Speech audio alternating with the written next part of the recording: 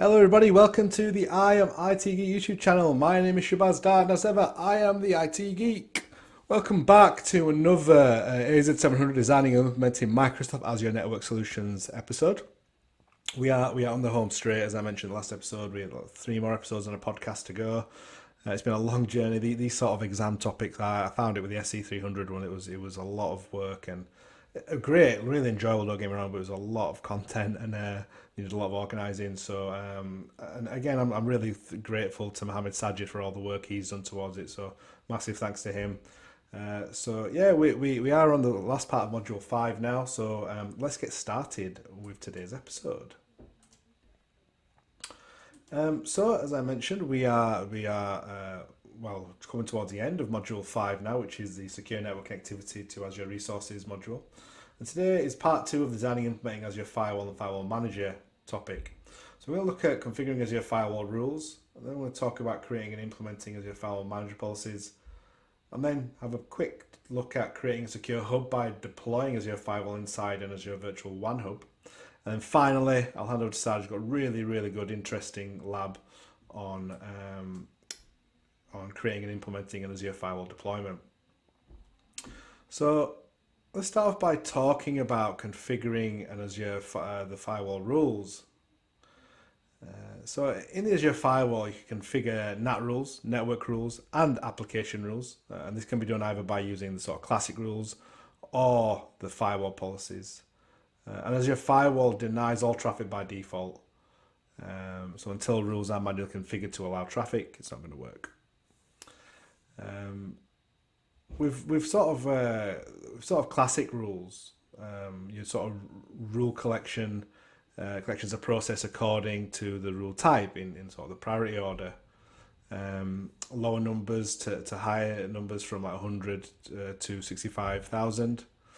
A rule collection name can have only letters and numbers, underscores, periods, or hyphens. It must also begin with either a letter or a number, and it must end with a letter, a number, or an underscore.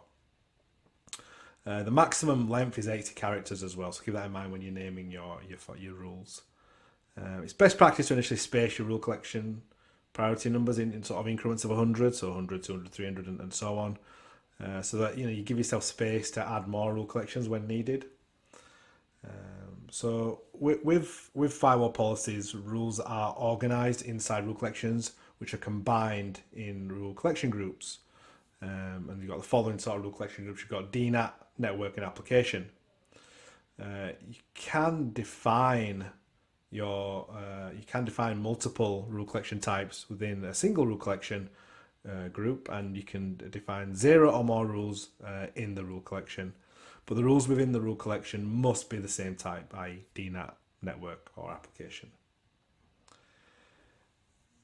If you do configure both network rules and application rules, then network rules are applied in priority order before application rules, and additionally all rules are terminating. Therefore, if a match is found in a network rule, no other rules are processed thereafter.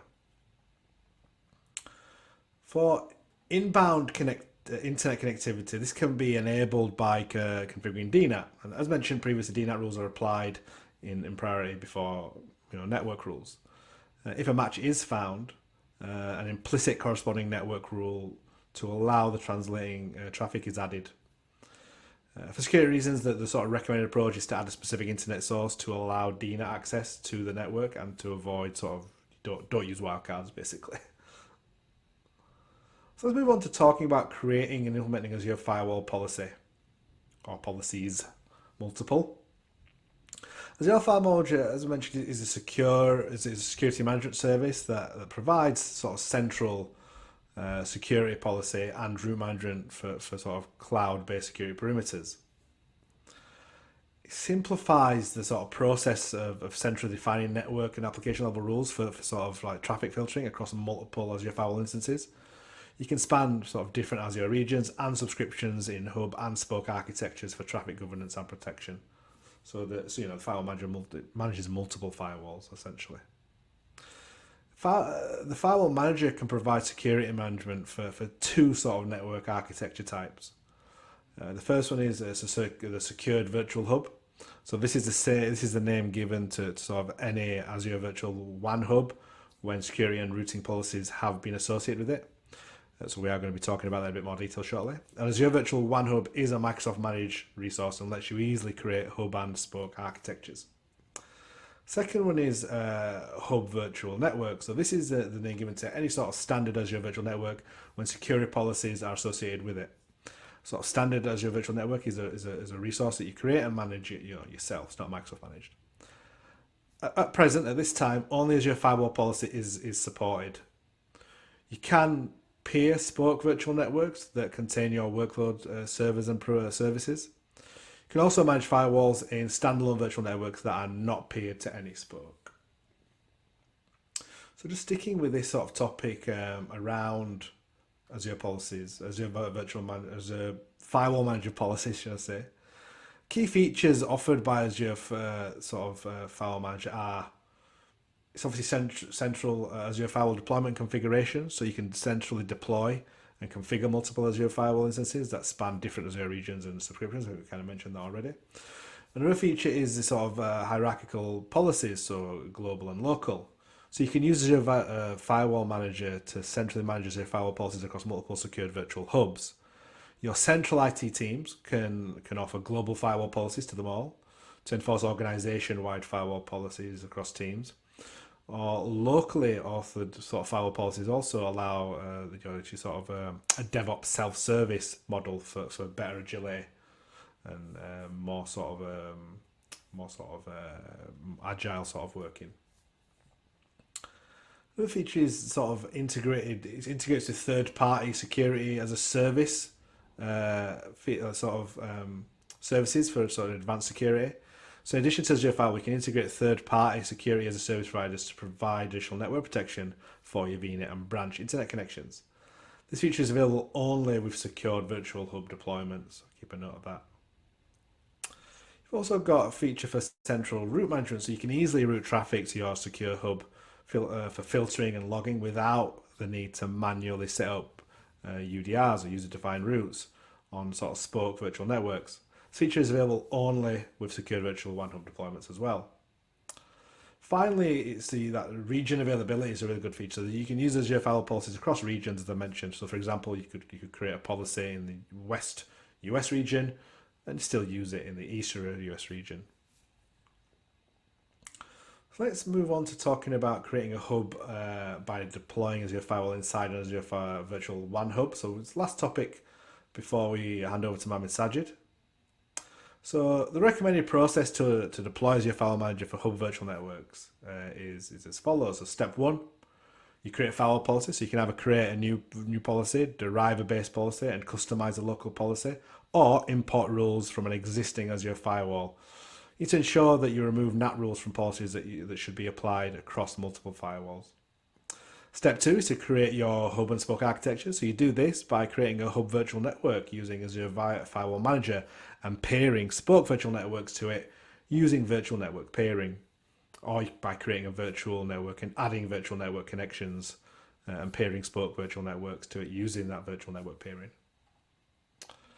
Step three, you select security providers and associate firewall policies. So at present, as I'm speaking, only Azure Firewall is a supported provider.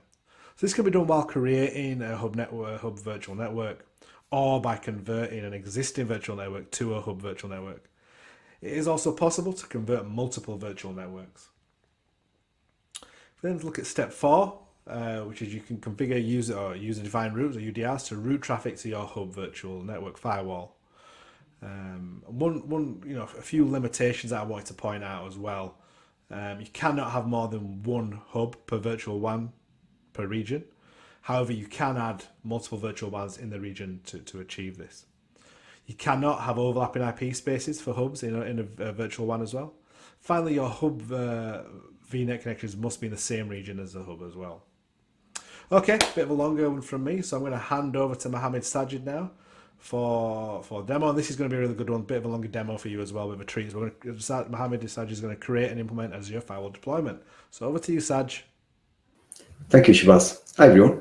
So in our previous video, we took a really brief look at SKUs and the SKUs that are available. And in this video, we're going to step through the process for creating and deploying Azure Firewall. If you've created one before, you'll have it in the shortcut area here. But if you're creating it for the first time, go to create resource. You can search up there as well and just go firewall. And then create a firewall. And as you can see, there's lots of offerings from different vendors. Sophos, Fortinet, what else we got here? Cisco. But we want the Microsoft Azure Firewall as part of this demo. So select that and then select create. And it's a fairly simple step through here. To create a firewall, select your subscription, select the resource group you want to deploy it into. So we're going to deploy it into our test AZ700 resource group. Give it a name, AZ700 demo, particularly by naming convention, Azure Firewall 02. Again, we deploy it from the UK South region. And availability zone. So if you look at the informational, you see you can deploy it into one or more availability zones where the capability is provided. So not all regions support availability zones. So here it's none by default. You can put it into zone 1, 2, or 3, or you can select all of them in the UK South because it supports deploying across multiple availability zones. So for this demo, we'll just leave it as default. Again, firewall secure, you have basic, standard, or premium. In this demo, we'll just select standard. And you have the ability to use a firewall policy or use the classic way of doing things. So the policy is a new way of doing stuff, and then you can create rules within the policies. We'll take a brief look at that in a moment. You can create a new policy here, just give it a name. The region standard, we already created a policy, so we'll select the one that we already created. And it says choose a virtual network, create a new one, use an existing one. So if you look at the existing one, scroll down, and we pick. So this is the one I'm using, and the one that we already deployed. We'll take a look at that. So if we select that one, it gives you an error. Firewall subnet is already associated to an Azure Firewall. So that subnet is already associated to the firewall. So one subnet per firewall. The other thing you have to have is a subnet with a particular naming convention. So if we select this one where we don't have the subnet, it says virtual network must have a subnet named Azure Firewall subnet. So just take a look at our subnets.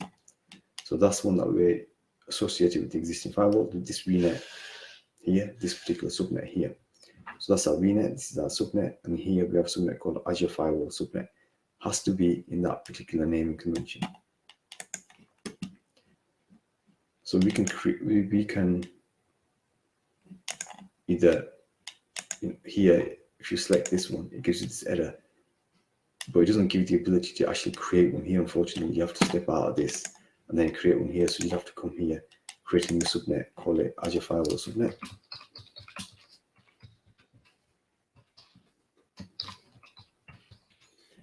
Select the range and configuration. So for more information around creating a subnet, look up the video we created around creating and configuring subnets, and then just click save.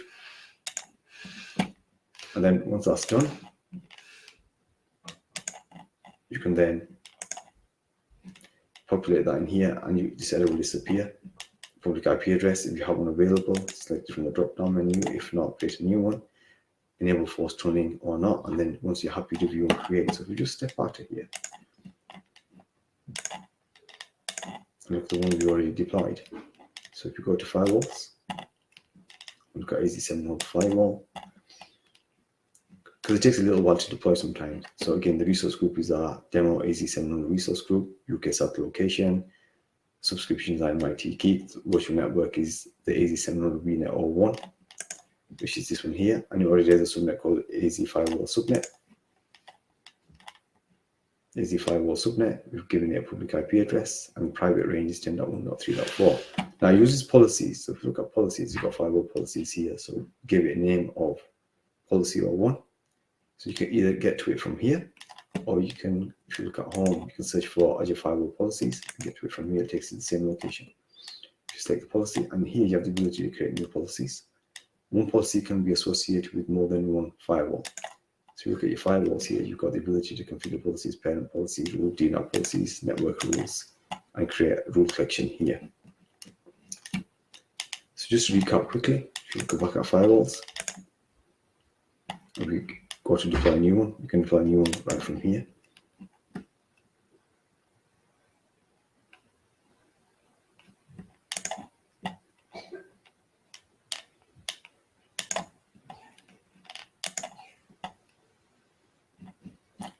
Okay, so if you go to Azure Firewall, say a resource group, and then give it a name. So in this case, just text because we're recapping. The region, availability zones, and the ability to deploy across one or more availability zones where that's supported in that particular region. You have 3 SKUs available: basic, standard, or premium. You get premium as part of this firewall policy. Again, one policy can be attached to more than one firewall, or you can create a new policy here. You need a virtual network. If you use the existing one, you need, if you select one that's already associated with firewall, you get that is already associated with that particular firewall. If you select one that doesn't have a subnet with the right naming convention, it will tell you the VNet needs to have a subnet named Azure Firewall subnet. If you select one that isn't in use but has the correct VNet in it, subnet in it, you won't get the particular error, and you need IP address. Select one that's available free or create a new one. Thank you for watching. Back to you, Shabazz. Thanks, Sajid. Excellent demo again. Again, that was a really good one. So actually going through and implementing, creating an Azure firewall. So a bit of a longer demo, and the final demo we do is going to be a really good one as well. So massive thanks to Saj. Again, as always, in the description you can see the link to the GitHub repositories where all the Azure Lab walkthroughs are there. Please do follow these. Can't stress that enough. Also get you got mine and Saj's socials, Twitter and LinkedIn in the description as well. So by all means, reach out to us, ask us any questions. Follow us and link up. Always good to network. So yeah, thank you everybody for your support. Please do continue to like, watch, follow. And don't forget to subscribe if you're not a subscriber. Why not? I've got loads more content planned this year. Really trying to grow my channel. I'm enjoying growing it as well. So yeah, I'm doing book reviews and Microsoft cloud videos all the time. So if you're not subscribed, why not get subscribed and get notified when I upload a video. So thank you for watching, and until next time, goodbye.